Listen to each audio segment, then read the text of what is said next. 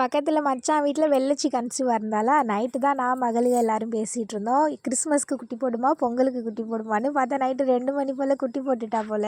நான் எந்திரிச்சு வெளியில் வரும்போதே என் குரல் கேட்டு மகளுக ஓடி வந்துட்டாளுங்க. அம்மா வெள்ளச்சி குட்டி போட்டுட்டா, வந்து பாருங்கம்மா நம்ம பட்டு மாறிக்கிட்டோம் 2 குட்டி இருக்குது அப்படின்னு. நம்ம பட்டு பைப்பில் 2ஆம் தரமாக அப்பாவாயிட்டான்னு நினைக்கிறேன்.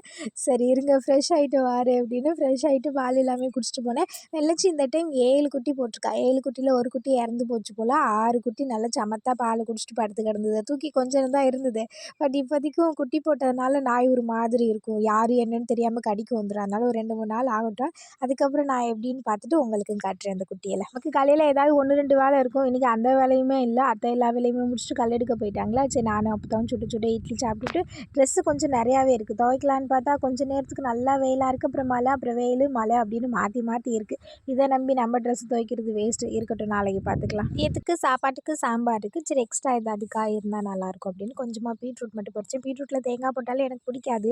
பட் கொஞ்சமாக தேங்காய் இருந்தது, வேஸ்ட்டாக போயிருமே அப்படின்னு துருவி போட்டேன். சாப்பிட்டு பார்ப்போம் மதியம் எப்படி இருக்குன்னு. இன்றைக்கி நம்ம ஃபேமிலியில் டயான்சிகா, தன்சியா, மோகனப்பிரியா, ஜீவன் பிரசாந்த், லித்திஷா, ஹர்னிகா, பூபதி அவங்களுக்கு இனிய பிறந்தநாள் நல்வாழ்த்துக்களை. ஹாப்பியாக இருங்க.